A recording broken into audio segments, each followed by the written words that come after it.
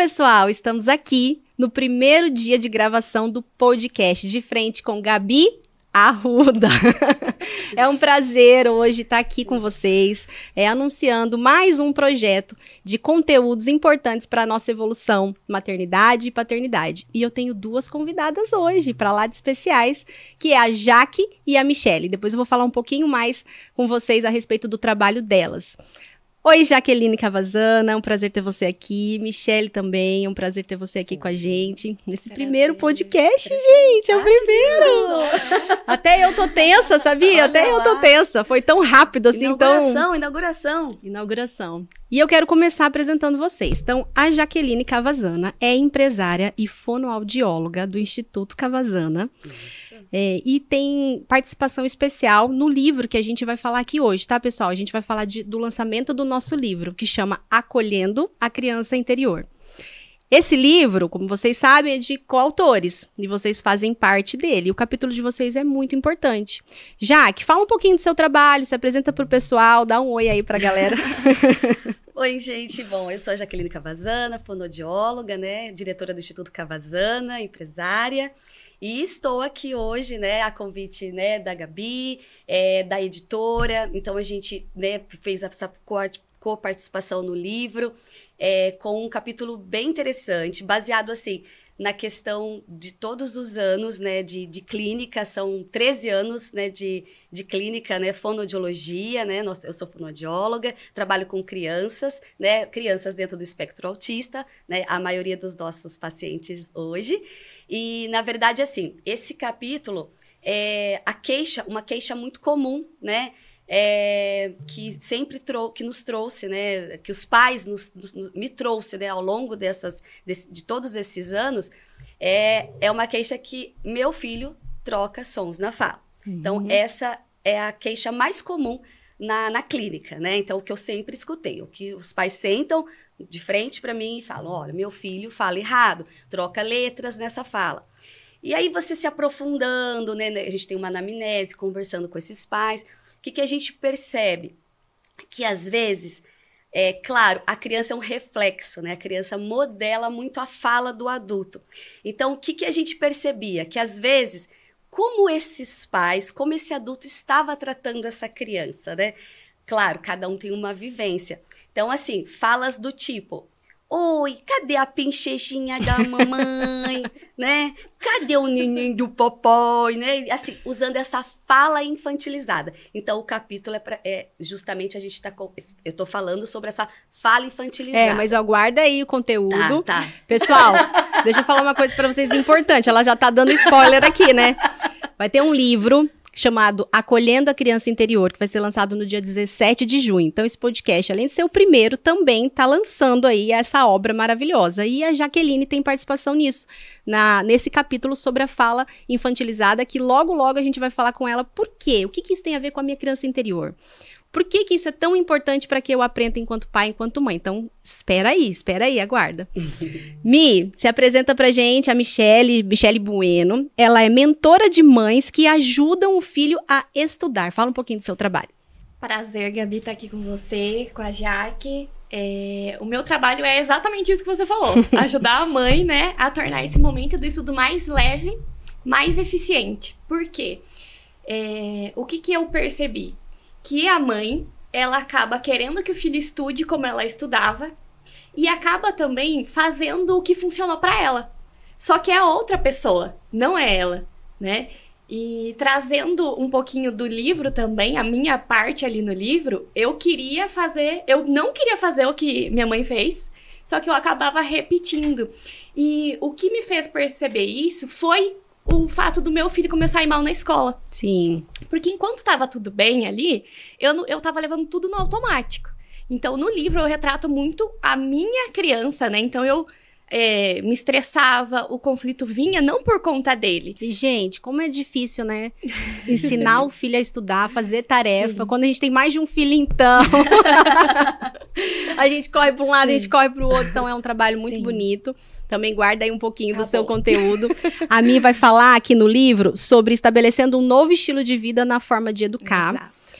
o porquê que ela escolheu isso, por que ela trabalhou dessa forma, né? E o que isso vai impactar a nossa vida, porque a gente precisa decidir ser diferente, né? Do que a gente recebeu, pra gente ter resultados diferentes. Sim. Então, com certeza, o capítulo de vocês duas e todos os outros, né, vão contribuir muito pra nossa consciência como pai e como mãe.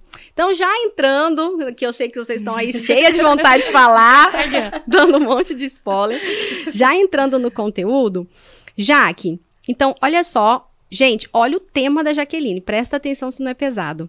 Fala infantilizada, o adulto ferido fere o desenvolvimento da criança. Doeu, hein?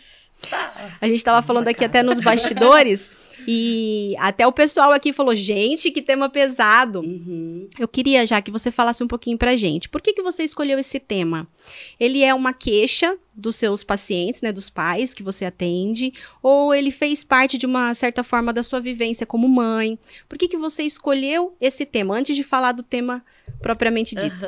Na verdade, faz parte das queixas, né? Das queixas ao longo desses 13 anos de clínica, né? Atendendo todos os dias. Então, era uma queixa. Então, escuta aqui. Eu fiz um mix, né? Dessas informações. E aí, eu coloquei nesse capítulo, então, essas informações. Então, vieram através de queixas dos pais. Então, muita gente que procura o seu trabalho, o Instituto Cavazana, geralmente vai com crianças que têm dificuldade de fala. Isso, a grande maioria. E essa fala infantilizada é o pichejinha, o porquê... Isso, o que é a fala infantilizada, né? Ela demonstra imaturidade, é usar diminutivos, então... Repara que tem pessoas que, até hoje, adultos, e que falam, ai, que bonitinho, né, esse microfone, deixa eu tomar uma aguinha, filhinha, vem aqui um pouquinho, senta no colinho da mamãe, vamos no cinema comer uma pipoquinha hoje? Então, assim, usam palavras no diminutivo, então isso denota, né, imaturidade, é a fala do bebê, né, só que tem crianças, quando você é bebê, mesmo quando bebê, não devemos falar assim, cadê o nenenzinho? Então, já estamos, modelando a fala para essa criança. Então, assim, a fala infantilizada tem o uso dessa fala Vício, né? agudizada, né? Falando bem fininho, falando errado, né? Porque a gente não fala pinchejinha, a gente fala princesinha ou princesa, diminutivo. Então, isso denota fala infantilizada. Então, ser mais aguda, a fala, né? A voz, na verdade, usar diminutivos e essa coisinha assim de que sabe? O nananhês, bebê. Mas já, deixa eu te perguntar, porque a gente fala assim, né? A gente fala, mas existe um tempo onde a gente pode usar essa fala infantilizada, porque ele é bebezinho, o bebezinho ali, a gente não tem... Essa era a minha pergunta não também. Tem como, né? Eu olhei pro bebê e acabou. Não tem mais Porque adulto. eu já Cadê o neném? Cadê? da mamãe. Até Então, porque a criança, ela responde ao som agudo, né? Sim. Existe um tempo ou não? Existe o tempo do bebê, né? Porque assim, a criança... Por exemplo, com 1 ano, a criança ela já fala as primeiras palavras.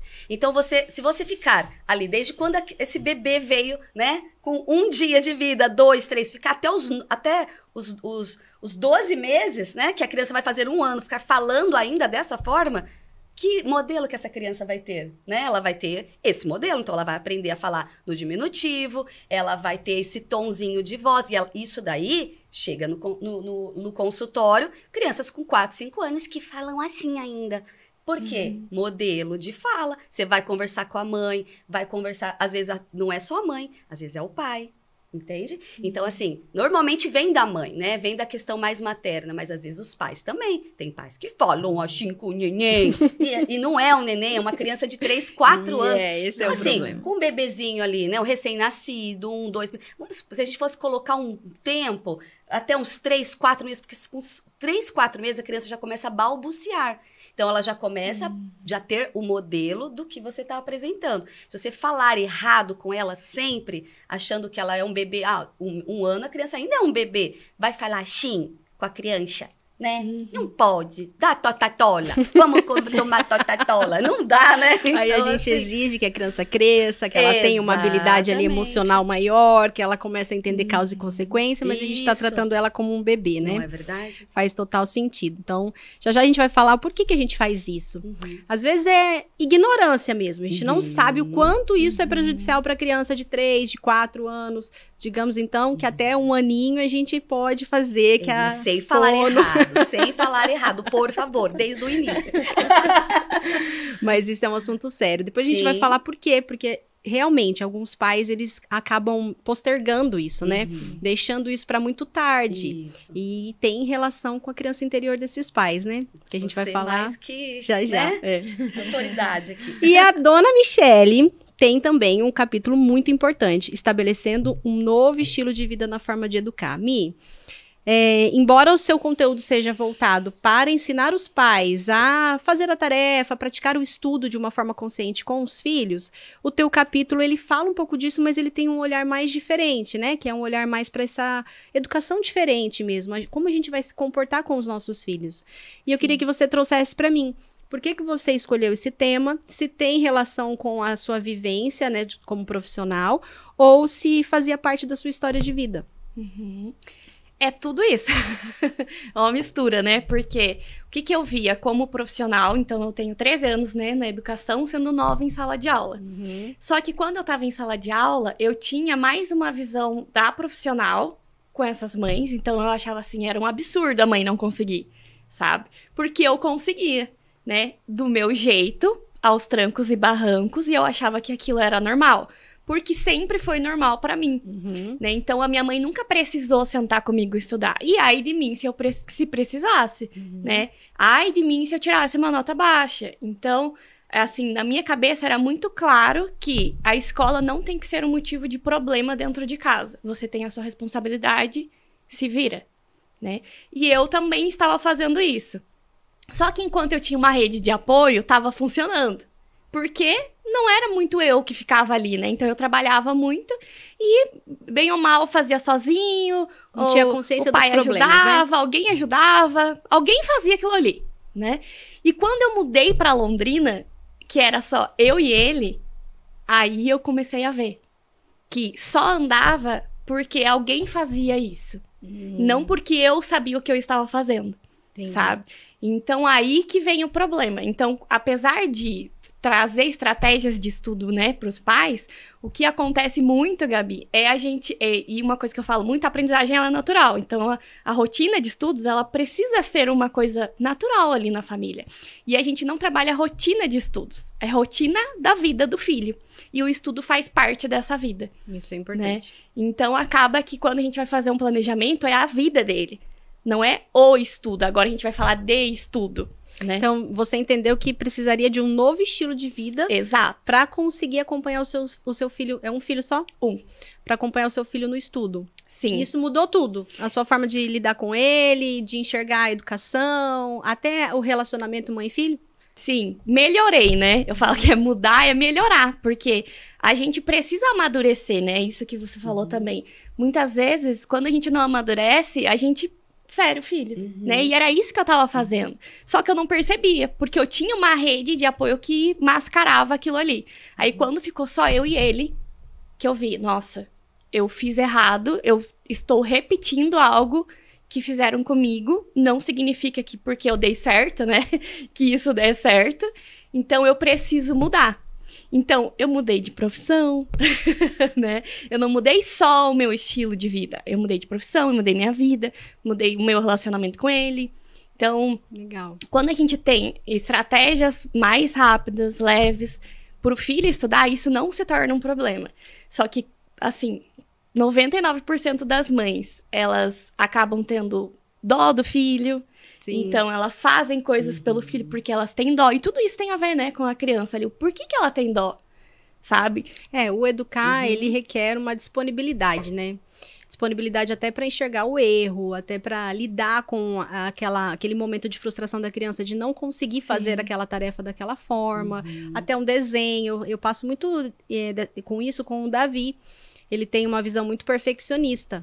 Então, às vezes, quando ele olha assim, naquela olhadinha assim pro desenho do irmão dele, ele fala, mas o meu não tá desse jeito, mas eu não sei fazer, eu não consigo. Comparação, né? Essa comparação que o irmão mais novo, ele sofre muito, porque naturalmente ele vai se comparar mesmo, e aí a gente tem que ir trabalhando isso nele. Olha, o seu irmão conseguiu isso pela prática, pela idade, né? Ele foi avançando, você vai chegar lá também.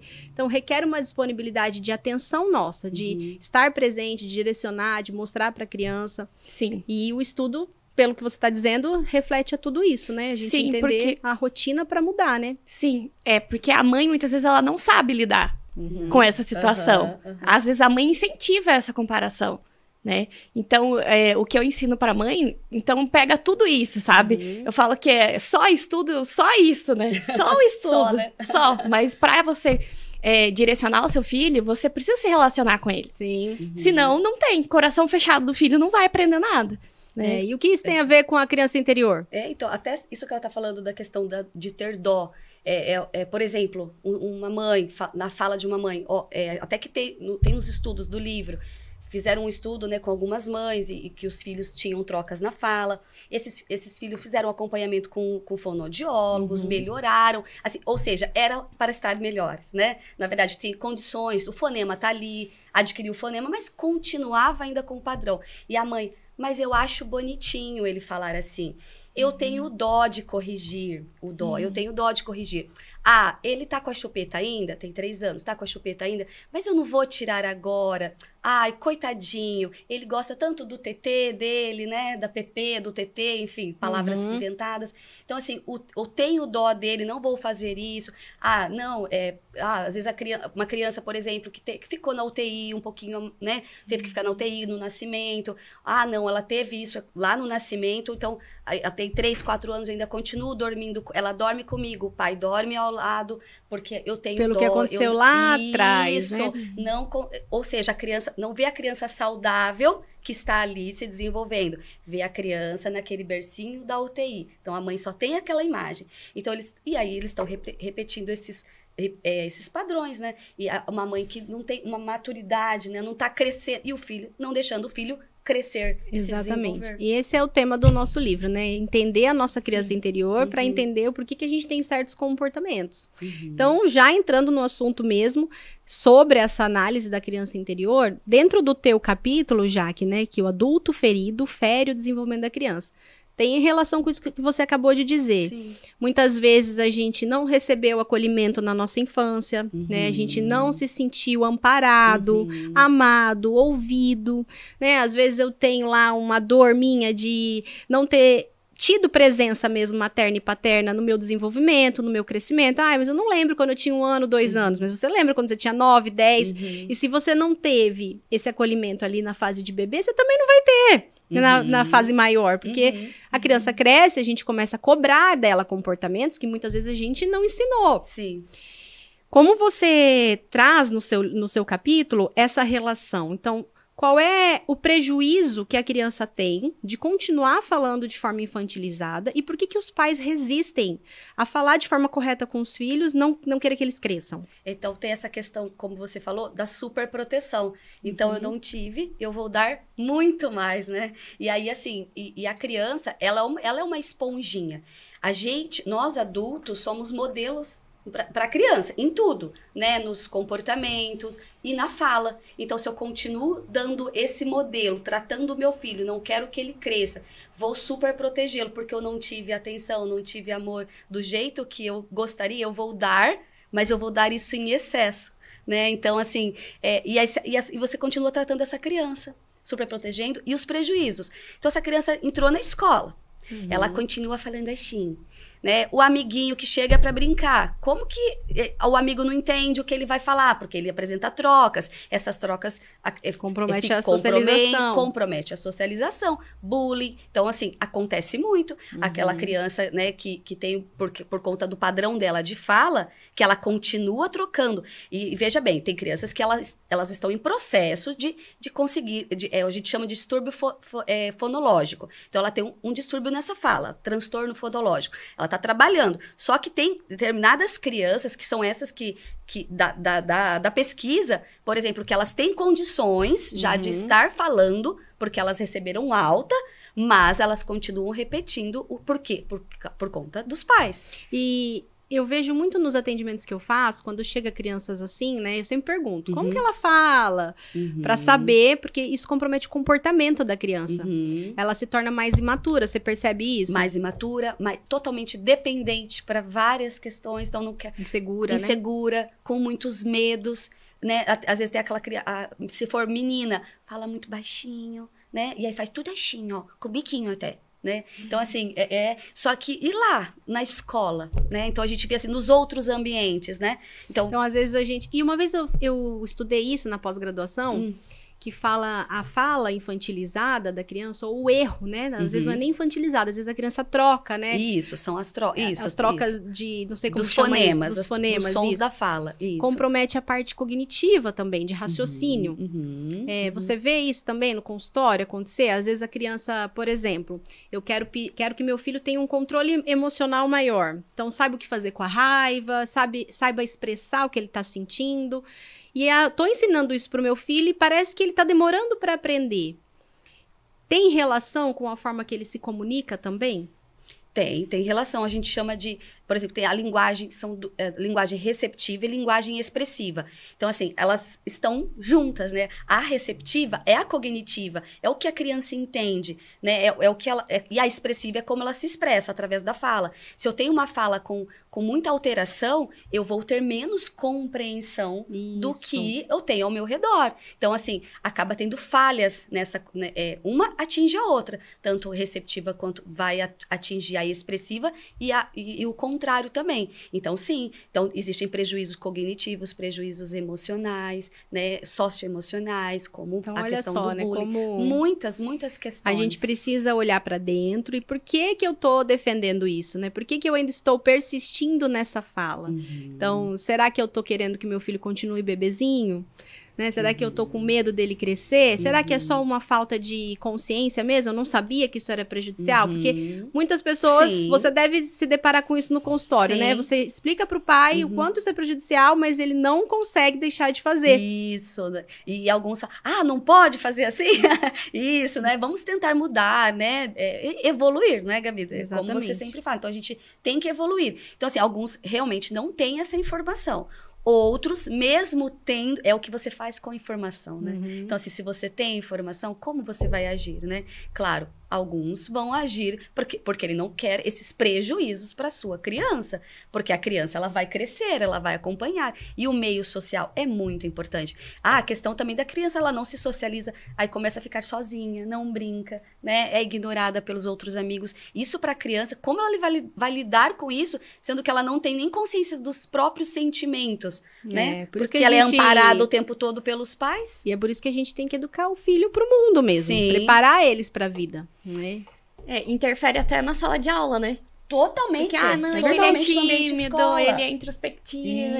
Isso. E aí ele, então tá bom, é verdade, eu sou. Como que eu vou falar desse jeito que eu falo em casa, aqui na sala? Ou fala muito pouquinho. Então eu não vou nem falar, prefiro nem fazer pergunta. Daí pergunta pra mãe. Isso. Aí salva pra mãe, daí a mãe não entende por que ela tá sobrecarregada. Isso, é bem isso mesmo. Às vezes a fala dos professores, né, também, que a gente tem essa escuta, né?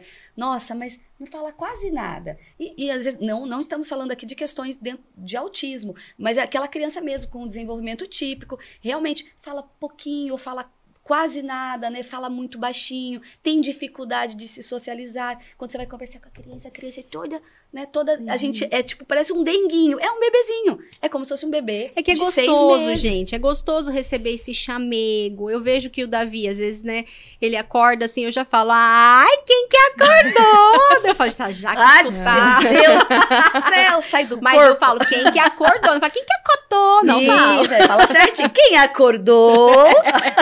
Com todos os R's e S's. E ele já vem assim. É o chamego, é gostoso. Logo já, filho, claro. bom dia, né? Vamos começar o dia. Aí já muda o driver, né, Jag? Sim, Porque é gostoso pra gente e é gostoso pra criança. Eles. Mas eu acredito que a gente tem que pensar num equilíbrio. O quanto aquilo tá sendo prejudicial pros nossos filhos. É o que eu falo quando eu atendo as mães, né? E os pais.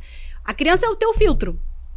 Se ela está apresentando algum problema no desenvolvimento, no comportamento, na socialização, então a gente tem que olhar para dentro, né? O que eu estou fazendo? Então, como ele está percebendo o tipo de educação, o meu estilo de vida, a forma como eu estou educando, o quanto isso está sendo positivo ou não para o meu filho. E a partir disso ter a consciência de mudar. Por isso que o livro, ele vai retratar muito isso, né? A criança interior que a gente foi, né? Que a gente tem, que é a criança que a gente foi, e como que a gente acolhe isso para a gente poder educar os nossos filhos e não projetar a nossa expectativa nos nossos filhos. E Mi, e você? O que você me diz sobre o seu capítulo? O que ele tem para ensinar para os pais, né? Por que é importante eu perceber que um estilo de vida, ele vai mudar a minha relação com a criança? Até o que a Jaque trouxe, né? Dela falar, isso é prejudicial pro seu filho. Ah, mas é que eu tenho dó, é que eu, né? Ali naquele sentido de a mãe tá olhando pra ela. Ela não tá olhando pro que o filho precisa. Isso. Né? Então, essa mãe, ela não tá amando esse filho. Né? Verdade. Ela tá amando ela, porque ela tá se dando, né? Ela tá falando, não, eu preciso disso pra eu ficar bem comigo. É né? verdade, muitas vezes a gente verdade. escuta isso, mas eu não consigo falar assim com ele, né?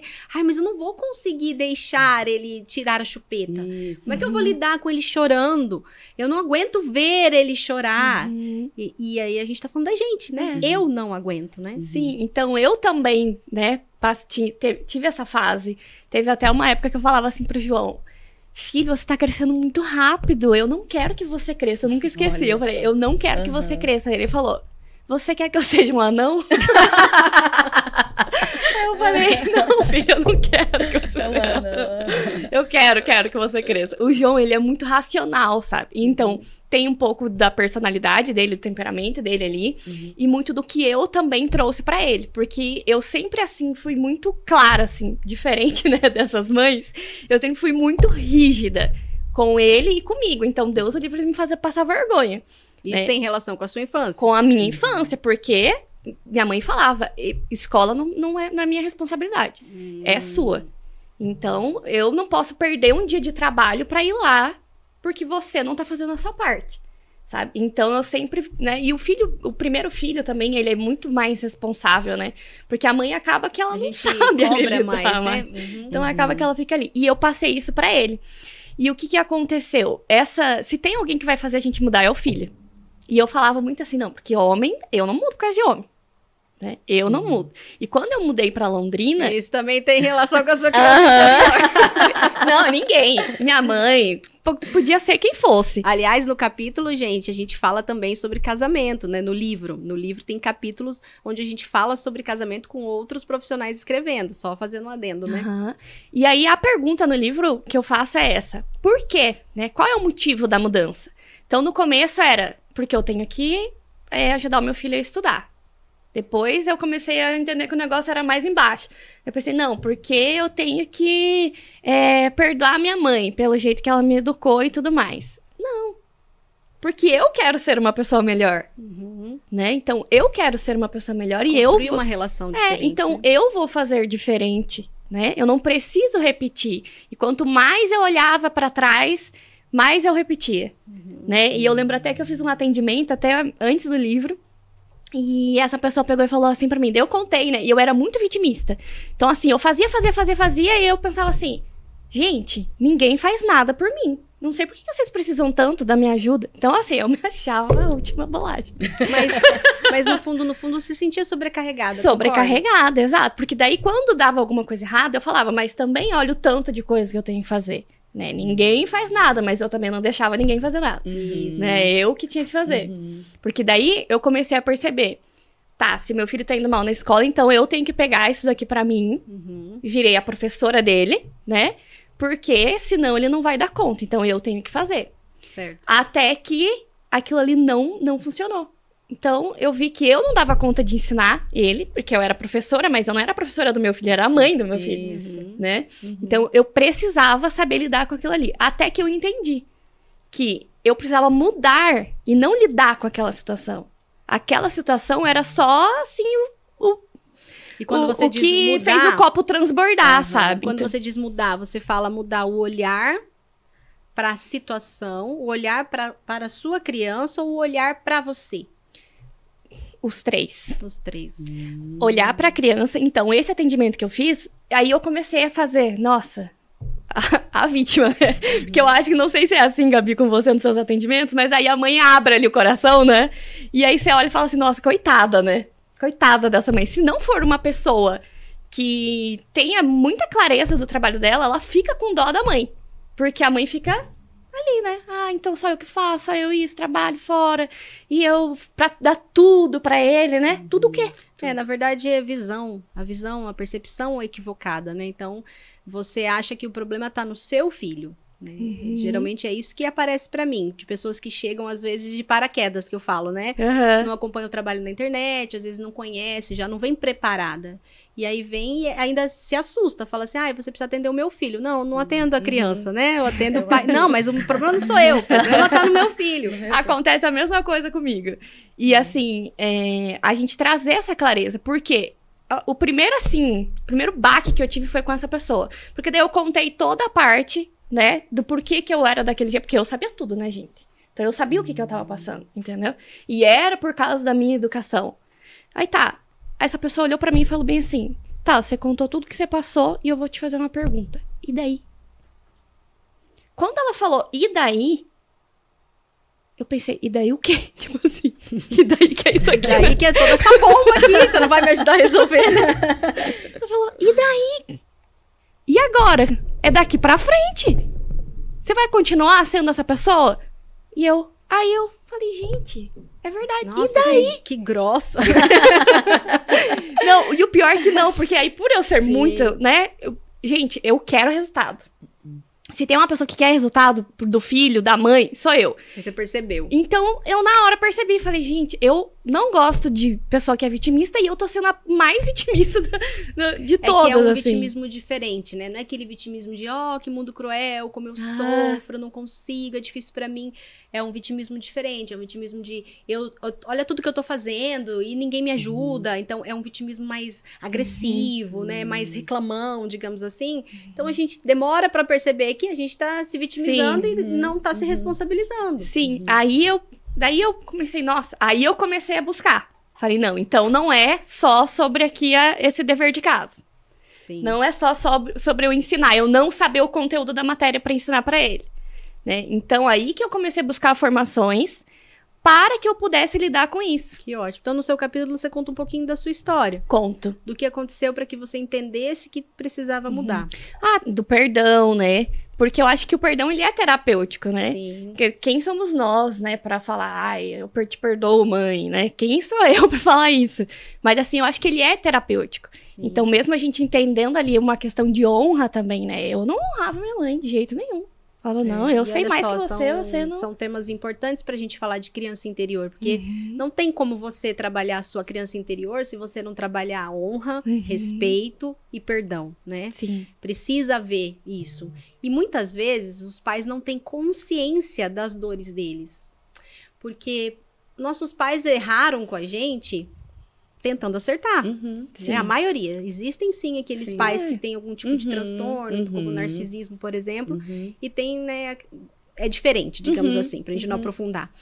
Mas, via de regra, a gente erra tentando acertar.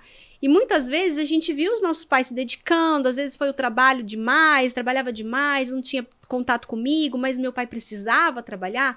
Então, pelo fato dele precisar, nesse exemplo, eu não consigo olhar para aquilo como uma falha. Só que ela existe, né? Ela existe dentro de mim, porque ela provocou um vazio. E esse vazio vai ressoar na forma como eu vou olhar para a educação, na forma se eu vou conseguir ou não deixar o meu filho crescer, falar direitinho, né? Ou se eu vou ajudar ele a estudar. Porque na tua área, Mi, eu imagino que muitas vezes os pais têm medo de enfraquecer o filho, né? Eu não vou fazer por ele. Eu não posso fazer pra ele, né? E tentando fortalecer a criança, desenvolver responsabilidade, não estão presentes nessa formação, né? Na verdade, o que eu vejo, Gabi, é uma dúvida. Justamente essa que você falou. Será que eu tô ajudando demais? Será que eu tô deixando solto demais? Então, a mãe, ela não consegue, assim, entender o que eu tenho que fazer, né? Eu tenho que estudar pra ensinar ele aquele conteúdo? Não tem. Né? Agora, eu tenho que deixar ele fazer o cronograma dele sozinho, o planejamento dele sozinho? Não, também. Você tem que oferecer uma ajuda, mas entendendo o que ele precisa. Né? Não dando muito, mas também não dando nada, né? A mãe precisa, Jaque, confiar que o filho vai dar conta. Sabe? Então, o filho não dá conta não porque ela tá fazendo por ele, mas porque ela não sabe direcionar ele. Sim. Então, ela acaba fazendo por ele, porque senão ele vai fazer errado. Acontece muito, né? Mas vai fazer errado no começo mesmo. Né? Mas aí, essa questão do erro também fala sobre a nossa história. Então, eu quero acertar. Como é que meu filho vai fazer isso dessa forma? Não, ele tem que fazer tudo certinho. A gente vem de uma educação onde o erro, ele é considerado algo muito cruel, muito ruim, humilhante. Quando, na verdade, o erro é uma forma de aprendizado. Até dentro de Montessori, quando a gente fala sobre educação montessoriana, né? Disciplina montessoriana, a gente fala sobre isso. A criança, às vezes, ela vai inverter as letras, né? Ela vai trocar algumas letras. E eu lembro muito disso na época dos meninos, que o professor sempre orientava a gente, né? Não corrija. Deixa que ele vai perceber. A gente vai mostrar a letra de forma correta e ele vai fazer esse comparativo. Tem que vir dele. É o processo de aprendizagem, né? A correção tem que todo ali. Não, tá errado. Ó, você fez errado. Ó, o B tá invertido, né? Apaga. Apaga, faz de novo. E aí, dentro da minha área, isso vai traumatizando a criança no aprender. Nossa, eu não sei aprender. Tudo que eu faço tá errado. O tempo todo aquela borracha, a mãe ali brigando. Então, isso compromete também o desenvolvimento da autoestima da criança, né? Sim, porque ela fala que ela se sente incapaz. Né? Não é questão que é uma verdade, não é uma verdade. Ela se sente daquele jeito, né? E isso acontece também, Gabi, por conta da mãe, porque eu falava isso. Falava assim, ai de você fazer eu passar vergonha. Olha só. Então, eu não queria passar vergonha. Como que eu, sendo professora, ia ter um filho que ia reprovar de ano? Isso aí era uma vergonha pra mim. Enquanto isso fala sobre você, né? Sobre eu mim. Não quero passar vergonha. Eu não quero, tipo, a criança... Mas essa frase até me deu vontade de escrever um post sobre isso. Porque essa frase, ela fala muito, né? Eu não quero passar vergonha. Não me faça passar vergonha. Mas as mães não admitem isso, Gabi. Como assim? Ela fala assim, ó, não, ela fala, entendi, você não quer que seu filho faça você passar vergonha. Não é isso, Michele. A delas tenta reformular. Porque isso é muito feio, né? Porque elas acham isso é feio. Isso é feio. Admitir dói. Admitir. Mas, na verdade, tá subentendido isso. Que essa frase da vergonha é muito sobre o julgamento pra gente. Então, o que vão pensar de mim? Se ele tiver com aquela roupa na festa, nossa, vão falar que eu não sei cuidar, que eu não lavo a roupa da minha criança, né? Que não é só nos estudos, né? É em tudo. A gente tá sempre preocupado com isso. Às vezes a criança faz uma birra em local público. Nossa, o que vão pensar de mim? Eu não sei educar essa criança. E esse olhar o tempo todo pra gente se proteger do julgamento dos outros, abandona a criança. Sim, o estudo é só um reflexo do que já acontece ali no dia a dia. Né? Não é, eu não sei fazer ele estudar. Não, você não sabe um monte de coisa, na verdade. Você não sabe se comunicar, você não sabe se relacionar com seu filho, você não tem tempo com ele. Né? Então, tem tudo isso que vai interferir ali no momento do estudo. Exatamente. Até você trazendo isso, no livro a gente fala sobre a questão da fala infantilizada, dos pais que super protegem, mas existe também uma outra questão também que às vezes tem pais que ao invés de, não faz a fala infantilizada, não fala como um bebezinho, mas é aquele pai que corrige, a criança fala errado, por exemplo, topo, não é assim que fala, menino, é copo, ou seja, é rígido, e a gente orienta, né, nós fonoaudiólogos, nós orientamos sempre você não corrigir dessa forma, né, porque senão, né, a criança não vai falar, poxa, mas eu não sei falar assim, tia. Eles falam, não sei falar assim, e meu pai está exigindo de mim falar dessa forma, mas eu não consigo falar, porque às vezes ele tem a dificuldade é real, então existe o distúrbio. Então, assim, até ele entender como que faz aquele som, ele vai falar topo. Né? Então, ele vai se aproximando até ele conseguir falar copo. Então, o que a gente orienta é falar, não corrija dessa forma, pai. Então, você pode... Mãe, você vai corrigir assim, a criança falou topo. O copo, entendi. Nossa, esse copo. E aí a gente, né, vai dando um modelo. Então, assim, modele a fala. Então, a gente sempre pede para modelar a fala, porque dessa forma, você não está sendo rígido, não vai causar, né, impactos negativos, né? Traumas na fala, mas ao mesmo tempo você já está dando à criança, opa, entendi, então esse som, que ela ainda está em processo de aprendizagem. Então, sem ser rígido, sem ser autoritário, né? Eu tô rindo porque eu lembro quando o meu Davi tinha uns 3 aninhos, eu acionei a Jaque, né? Porque ele falava suva, chocolate. E a gente achava bonitinho porque é bochichudinho, né? Só que eu sabia que eu precisava corrigir isso se eu quisesse, né? Que o desenvolvimento dele acontecesse de forma natural. E aí a Jaque me orientou, Gabi, quando ele falar, aí você repete, né? Em vez de suva, fala, chuva, né? Exagera. Isso.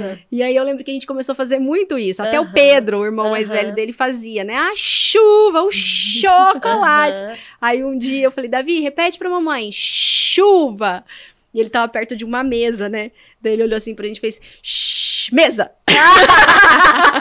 Que bonitinho. Olha lá, que bonitinho. Que bonito, que bonito, que bonito. Mas isso que a Gabi tá falando é os pais como coterapeutas, né? No tratamento da criança. Isso é algo também que a gente sempre coloca para os pais. Pais que vão procurar um tratamento também não deixar ali, ó, né? Ou seja, vem pai, ó, vocês e foi rápido, né? Porque é rápido, quando o pai e a mem ajudam. É muito rápido. Eu acho que foi em 2 semanas, o Davi já tava falando, quando eu vi ele, tá chovendo, chovendo, e aí foi. Daí já foi, né? Do nada, né? Do nada. A Gabi todo dia falando. Não é do nada. Do nada, né? Modelo. Gente, mas pra gente encerrar, pra não ficar, né, até amanhã falando, porque vai ter assunto. Quero agradecer a participação de vocês. É um prazer mesmo ter vocês aqui. Jaque, se o pessoal precisar do seu trabalho, onde é que eles te encontram? Instituto Cavazana, Amintas de Barros, número 50. Tem IG? Tem. Fono Jaqueline Cavazana e tem o Instituto Cavazana também. Ótimo. E você, Mi, onde o pessoal te encontra? No meu Instagram, Michele Cristine Bueno. É por lá que tem todos os links de acesso a site, a WhatsApp. E tudo por lá. Tudo por lá. E se você gostou desse podcast, quer saber mais sobre isso, então procure as meninas e não perca o lançamento no dia 17 de junho do nosso livro tão aguardado, tão importante, feito com tanto carinho, acolhendo a nossa criança interior. Muito obrigada pela participação de vocês, obrigada pela presença, pelo carinho, e a gente se vê no próximo podcast. Até lá!